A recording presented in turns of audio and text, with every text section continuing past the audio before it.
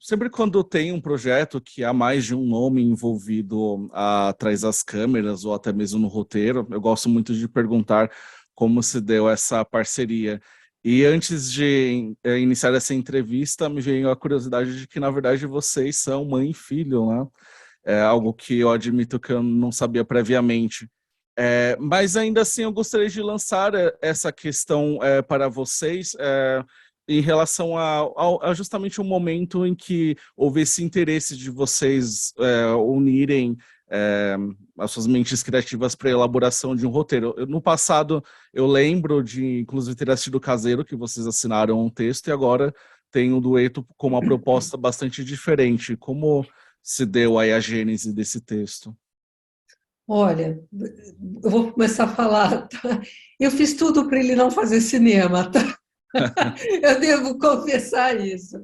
Eu fiz tudo para ele não fazer cinema, porque a gente às vezes passa por uns perrengues produzindo e roteirizando cinema.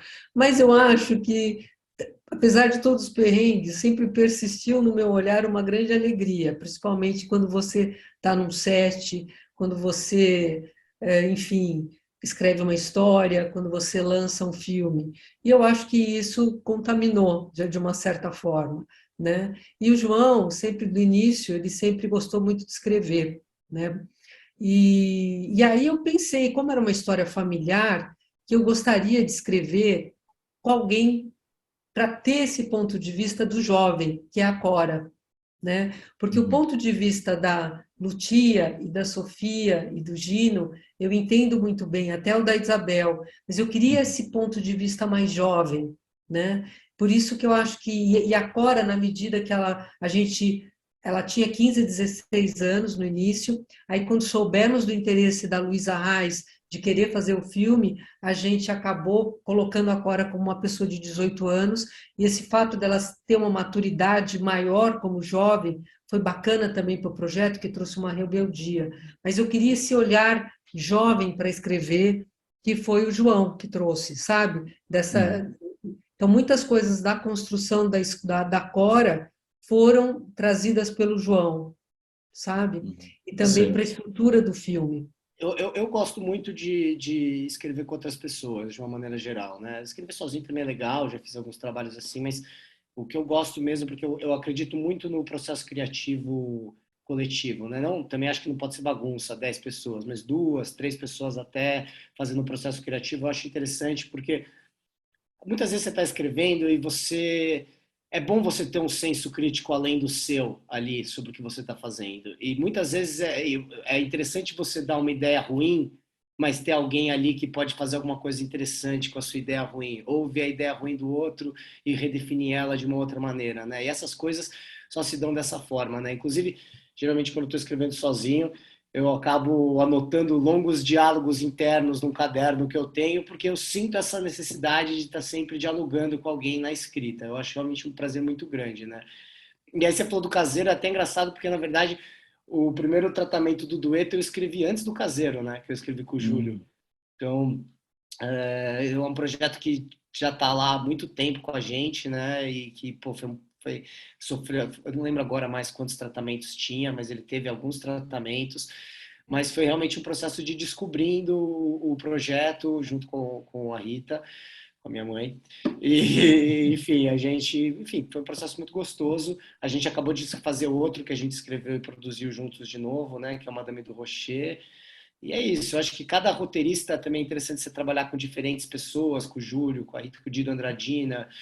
É, cada roteirista que você trabalha, cada diretor que você trabalha é uma proposta diferente, é um projeto diferente. E eu gosto muito também de poder entrar dentro do universo que as pessoas estão propondo para mim, né? Porque esse projeto quem propôs foi a Rita e me apaixonei pela ideia logo de cara. Eu adorava a ideia de contar esse filme sobre esse filme íntimo sobre o ser humano, né? Sobre relações humanas, relações familiares.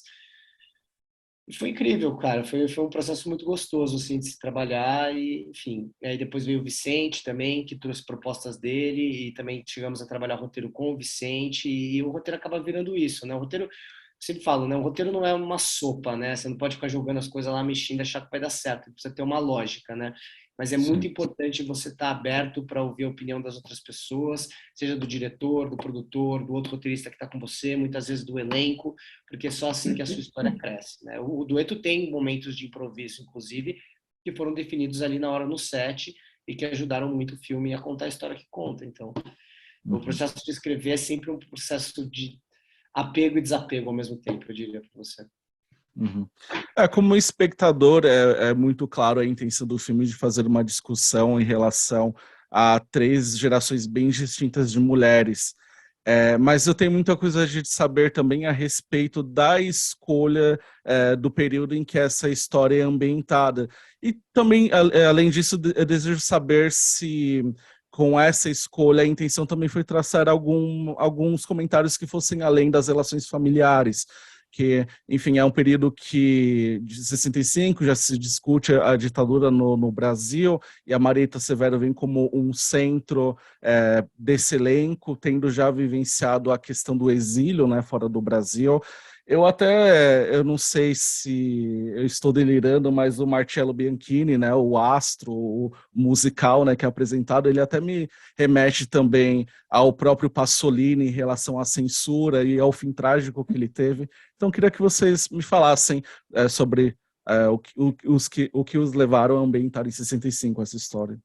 Olha, assim, primeiro falando da parte política, eu acho que o Dueto não é um filme político, né? Eu e a Rita, a gente acabou de sair das filmagens do Madame de Rocher, que é o projeto que a gente vai lançar no que vem, e esse sim é um filme muito político, e a gente sempre soube que o Dueto não seria esse filme político. Mas quando você está tratando de uma determinada época, de determinadas situações, você não pode lavar aquilo precisa existir, porque aquele filme se passa num contexto onde a política era muito efervescente no mundo inteiro. Então também seria, apesar do filme não ser um filme político, seria irresponsável da nossa parte fingir que esse aspecto político não existia e contar aquilo como se fosse um conto de fadas.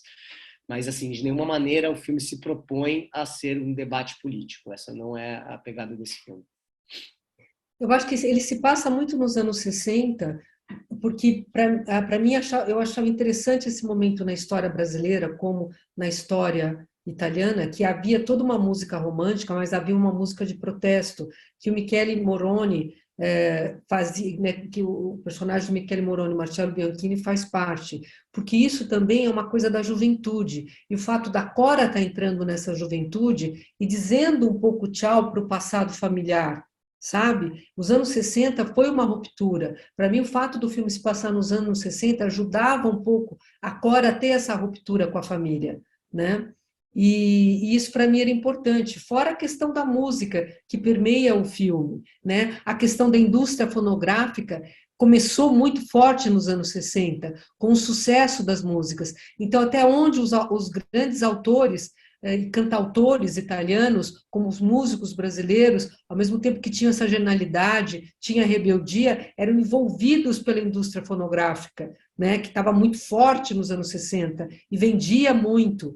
Então, esse zeitgeist, esse contexto me interessou muito, sabe? Ao escrever ele como um pano de fundo, como uma coisa que permeia a história que está lá, sabe? Até para a Cora, que é uma jovem, o que ela vai optar na vida dela, né? Quem ela vai ser, né? Ela vai ser a pessoa mais conservadora ou ela vai ser mais rebelde, né? Que lado que ela vai estar? Sim.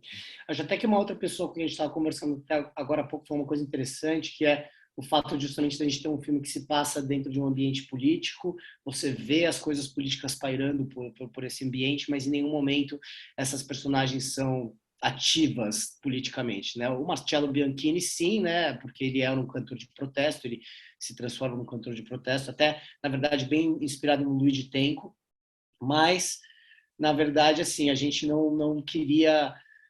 A gente não está contando uma história não está contando histórias sobre pessoas revolucionárias dentro desse contexto político, né? Nem a Lucia, nem a Cora, quer dizer, a Cora, quem sabe, né? Quem sabe na continuação ela não vira uma guerrilheira, alguma coisa assim, mas no fundo era legal. A nossa ideia era contar, mesmo nesse fundo político, a história de pessoas que fossem pessoas comuns, pessoas normais do cotidiano que têm uma vida e estão ali à mercê desse sistema ao redor delas e não são ativas em função desse sistema.